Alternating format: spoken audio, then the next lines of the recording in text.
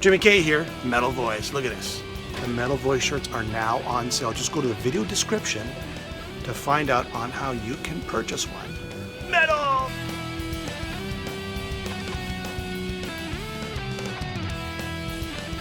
Welcome to the Metal Voice. Today on the show we're doing 2 reviews. With me today to do those reviews, the man in Germany, Mr. Giles Lavery. What's going on? How you doing? Good to be here on the Metal Voice. It's been a little while, Jimmy, but it's good to be back. All right. So today, 2 albums that are coming out. We have In Cauda Venenum, which is Opeth's new album, and I'm probably butchering that. And of course, yes, Steve Grimmett's At the Gates. Grim Reaper. Steve Grimmett's Grim Reaper. That's right. So let's just start off with Opeth, okay? Here's a band that, as everybody knows, this is a band that started off with the death metal, growling vocals, very, of course, progressive and metal, and then suddenly they turned into this 70s hard rock prog band. The album's going to be released, it's their 13th album, going to be released on Nuclear Blast, September 27th. So what are your thoughts, Giles? We'll start off with you. What did you think about this new album by Opeth? Good album. I've actually enjoyed their recent 3 or 4 albums more so than a lot of their earlier stuff. I know there's definitely a fan base for the earlier stuff who prefer the more, I won't say death metal, but let's just say more death metal influenced stuff and all these transitional periods a lot more than some of the more recent albums. But I, as a big fan of 70s rock, I really like the last few records, and this new one I think is really good. Yeah, I would agree with that. I mean, the production is excellent. The singing, his phrasing is excellent. The guitar solos are beautiful. The arrangements are beautiful. You don't have your verse, chorus.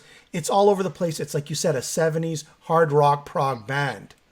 Maybe Uriah Heep. It sounds like a 70s progressive rock band that had a lot of money to make a record. Yes. That's what I think. And absolutely. It's really good. That's a good idea. Yeah, sorry, that's a good way to put it. Uriah Heep, I think of. Beautiful vocals, nice arrangements, great guitar work. Here's my only problem with the album.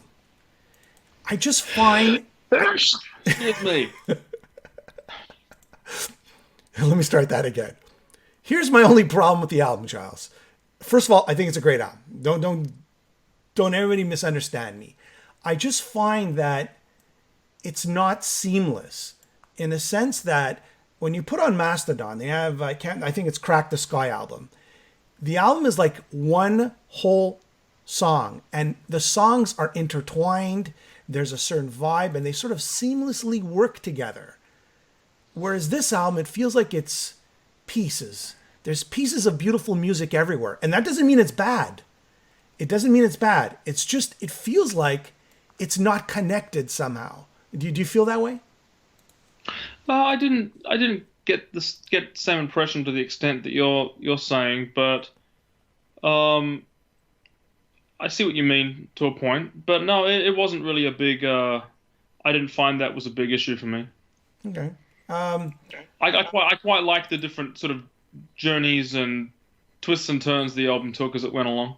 I find it's not connected. When you put on The Wall by Pink Floyd, there seems to be some sort of continuity and thread that sort of goes from track to track and creates some sort of dynamic as a whole.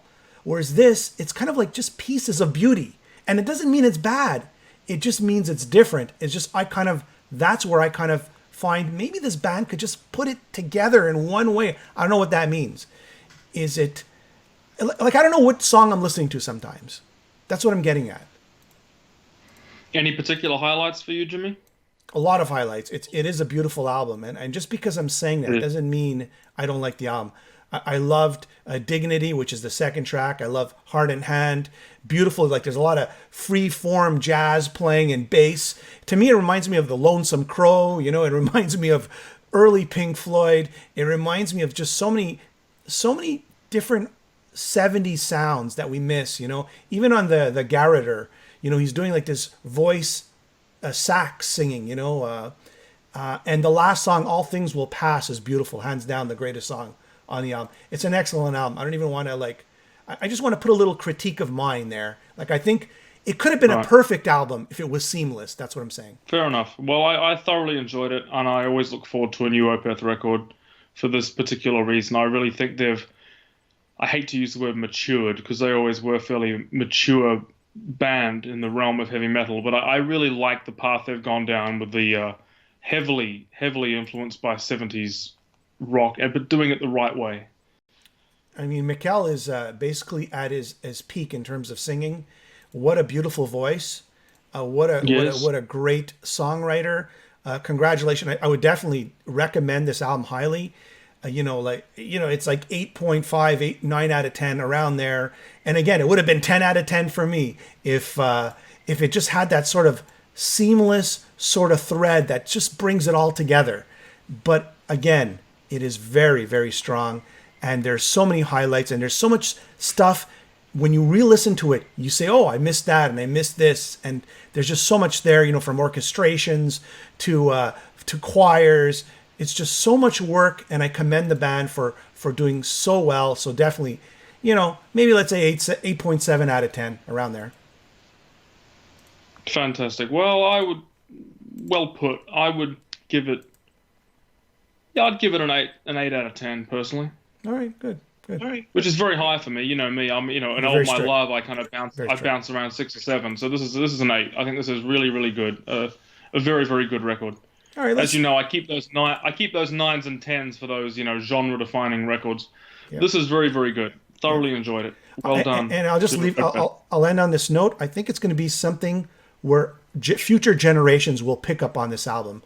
Like, I remember when Radiohead first came out, and they're an example. If you love them or hate them, it doesn't matter, because they're a band that is being picked up after every generation because the music is so strong in that genre. And this is going to be the same thing. There's going to be waves of generations that are going to love this music moving forward. But anyways, we digress. I digress. I guess I change. Let's go to Steve Grimmett's Grim Reaper, At the Gates. Steve Grimmett's Grim Reaper. Now, is this Grim Reaper? Is this Steve Grimmett? Well, it's a little bit of both, in my opinion. Grim Reaper, to me, those first 3 records had a very specific sound. A certain quirkiness to them. You knew it was them. It was very particular. The last Grim Reaper album, Walking in the Shadows, and this new one have been released as Steve Grimmett's Grim Reaper.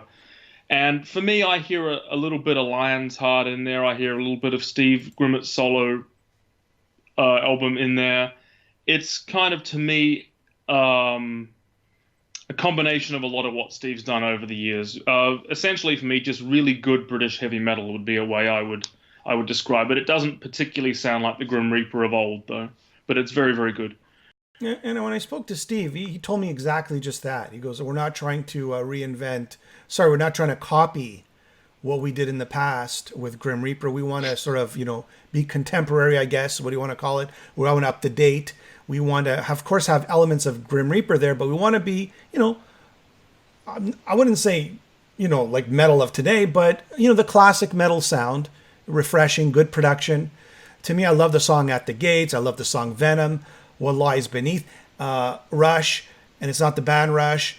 There are, and you know what? I think when you first put this album on, you tend to say, "Oh, maybe it's not so good." But on repeat listens, I tend to really dig it. And I thought the melodies are really strong. It's actually been one of the ones I've had on my iPad that I take out on my bike when I'm riding my bike, and I've listened to it twice. I think it's really strong. I really liked the last one, and this one, on just 2 listens, is already catching up. So I think you're right. I think on repeated listens, it really pays off a lot. Songs are good. As I said, just really good British heavy metal. Not a lot of that these days, so well done to Steve and to the rest of his band for providing that. I think they're onto a good thing here. If they can keep going onto, a 3rd album and a 4th album, I think he's building quite a Grim Reaper legacy here. And like Steve told me that half the album was written by himself and the other half was written by his bandmates. Mm-hmm. So it was truly a band, offering. Collaborative. Yeah. It wasn't a solo artist. He, the band participated in the writing of this album. And it shows. And it's good to do that. It's good to collaborate with other people and opening up different avenues. And again, for all those people who heard it one time, they're going, give it a couple more listens. The melodies are really strong. And you'll see yourself humming the songs as, the day goes by when you're not listening to the album. So hats off to Steve Grimmett. What would you rate this album out of 10? Oh, I'd give it an 8. Same here. Again, I would put an 8. Just like Opeth. I think that it's good that Steve's found a brand and settled, sort of found a place to settle. Because for a while there, and I'm a fan of all of it, believe me, I'm a massive Steve Grimmett fan. But for a minute there, it was, a Lion's Heart album for Frontiers Records in 2004, and then it was another project, I think it was Friction or something like that it was called. And then we had the Sanity Days, and then we had, just various projects that Steve had done, a solo album. So it was kind of like every couple of years he'd pop up with a new project. Now he's got 2 in a row with Steve Grimmett's Grim Reaper, and I think that's a good brand to trade under. He's got an identifiable brand, and it's a place that he's settled where he goes, right, I can write albums and I can make music under this name. And so it's something that people can kind of rally behind rather than, oh, it's this project today, and then, oh, it's a different project tomorrow, and then a different project the day after. Now we've got an established name, Steve Grimmett's Grim Reaper. So we can look forward to hopefully more albums under that name and of the same quality. There you go. There you have it. Opeth, 13th album in Cauda Venenum, September 27th, and Steve Grimmett. Say it really fast backwards. Yes. And October 11th, at the gate, Steve Grimmett's Grim Reaper. Thank you, Giles, for being on the show. We shall do this again. Take care. The Metal Voice.